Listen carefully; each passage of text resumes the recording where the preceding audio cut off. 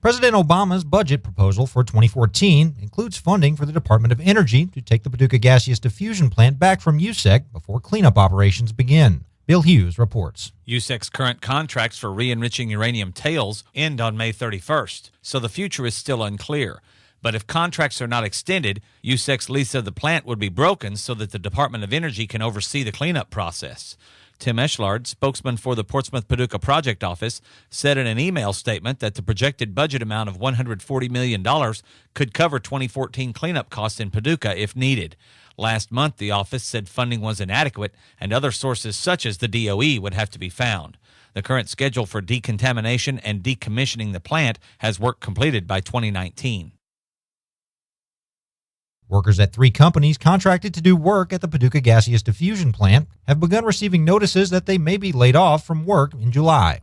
Bill Hughes reports. Latta, Kentucky's Joe Walker says the contractor runs 3 companies that employ 320 workers. He said notices were mailed Friday, and he estimated 260 people were on the mailing list, but the number of potential layoffs will probably be closer to 145 workers. The reason for the layoffs is simple: lack of money. The Department of Energy issued a statement Friday indicating that sequestration and continuing resolution cuts have affected Latta's operating budget. Walker said the layoffs would affect both hourly and salary workers. Jerry Glisson and her husband Lee are one of several couples who both work for SM Stoller, and she said the meeting was obviously discouraging since their entire household income could be at risk. We're not the only family. I know that there's others where husbands and wives both work out there, and it can be unfortunate for several families in our situation.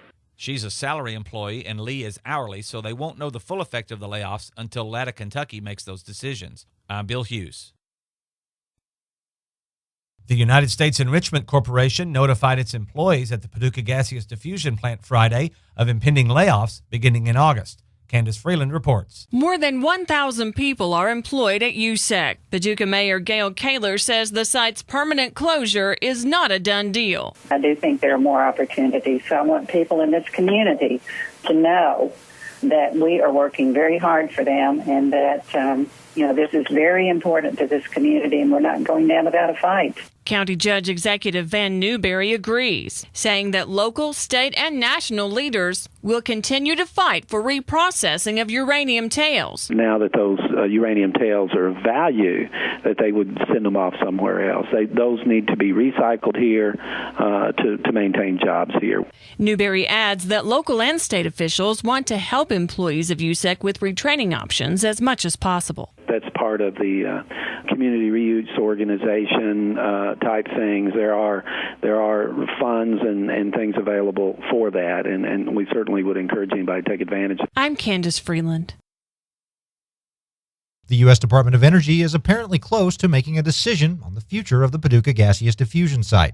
Bill Hughes has more. Senators Mitch McConnell and Rand Paul, along with Congressman Ed Whitfield, met Tuesday with Department of Energy Secretary Ernest Moniz and Assistant Secretary Daniel Poneman to discuss the long-term future of the DOE site. Still reeling from the DOE's recent announcement not to extend the contract for USEC to operate at the plant, the delegation, on behalf of the community, stressed the importance of the DOE's commitment to cleanup and utilizing the tails and other assets in Paducah to secure a long-term future for the site. In a joint press release, the 3 men said the DOE should help create stability and economic certainty for the people of Paducah by considering those interested in the site and by fulfilling their commitment to cleanup as soon as possible. If there is any private sector interest for utilizing the site's assets in Paducah, they added that shipping unenriched uranium tails out of the area is unacceptable. I'm Bill Hughes. Latta, Kentucky will wait 30 days on layoffs that were supposed to kick in June 3rd. According to Mark Duff, Latta, Kentucky project manager. Bill Hughes reports. Tim Eschlard, senior project manager for the DOE's Portsmouth-Paducah Project Office, said the department is looking for a contractor to handle surveillance, maintenance, and administration of the site. When that contract is awarded, there will be a transition to the new contractor. But staffing needs would be evaluated based on the condition of the plant site, decisions that are made regarding the scope of the work, and funding that's available. Regarding cleanup contractor Latta, Kentucky's layoffs, which were recently delayed, Eschlard said the reprogramming of funding has been approved, but the details are not yet complete. They're still kind of, for lack of a better word, shaking out all the details before they're releasing any of the funds. So Paducah will be retaining some of the employees and will be affected by the reprogramming, but to what extent, they haven't been given any direction yet. He said the multi-agency reprogramming takes time, so contractors have not yet been notified. I'm Bill Hughes. Kentucky U.S. Representative Ed Whitfield on Thursday met with Department of Energy Secretary Ernest Moniz to discuss a long-term solution for the Paducah Gaseous Diffusion Plant. Bill Hughes reports. Whitfield used his position as chairman of the House Subcommittee on Energy and Power to ask Moniz to maintain the viability of the jobs at the DOE site in Paducah since USEC's contract to operate the plant was allowed to expire in May. He also urged the department to move forward as quickly as possible on expressions of interest from private sector companies. Moniz agreed with Whitfield and outlined the department's plan based on what was done at the Portsmouth, Ohio plant in the early 2000s. We can go into cleanup. That prepares the way for decommissioning, but in a parallel track, we look for new business opportunities to use the site, the people at the site, the resources at the site. Moniz told Whitfield they already have several proposals from companies and will be evaluating them. I'm Bill Hughes.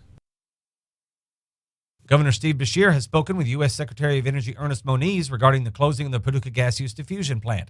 Candice Freeland reports. Governor Beshear told Moniz on Monday that he wants to find new uses for the Paducah property and called on the feds to move the plant into the decommissioning and decontamination process as soon as possible so the property can be used for economic development. The plant opened in 1952 to develop enriched uranium for military reactors and to produce nuclear weapons. The plant began selling uranium for commercial reactors in the 1960s. The governor also expressed his concern that companies may want the uranium tails that are still at the plant, but not the use of the facility itself. Moniz told the governor he understands those concerns, adding that he'll look at all available options. I'm Candice Freeland. From the steps of the McCracken County Courthouse Friday, Kentucky Attorney General Jack Conway announced he will do everything in his power to make sure the Department of Energy lives up to its obligations to the community of Paducah. Bill Hughes reports. Conway met with local leaders, briefing them on his meetings in Washington, D.C. He told those gathered that if the DOE doesn't do what it should, he intends to take whatever legal action is necessary. He said when the cleanup is at their expense, the DOE seems to have a poor record of following through. Conway met with DOE Deputy Secretary Daniel Poneman on July 23rd and asked him to monitor Paducah's situation on a regular basis and said he asked for a significant increase in cleanup funds. Currently, they have $142 million in the budget for cleanup at Paducah. They're proposing $35 million more for the upcoming fiscal year.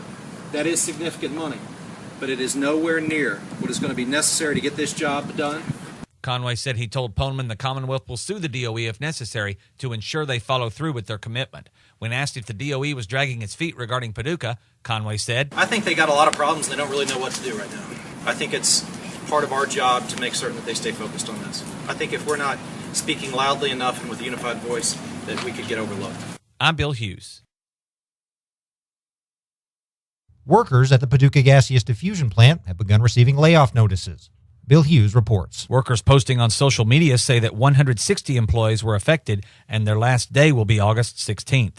Another round of notices is expected in October with a larger number of affected workers. In related news, USEC issued a press release Monday saying that they lost $40.9 million in the second quarter of 2013, citing transition costs for Paducah as the main cause. On May 24th, USEC announced that they could not reach a deal with the Department of Energy to continue their contract for enriching uranium at the plant. They stopped enrichment in June and have been making preparations to return control of the plant to the DOE. Local and state leaders and representatives on Capitol Hill have advocated the plant to the DOE and other federal leaders, pushing them to continue funding plant cleanup and to quickly consider expressions of interest from companies that might want to use the site and its uranium tails, which can be re-enriched for profit while decreasing nuclear waste. I'm Bill Hughes.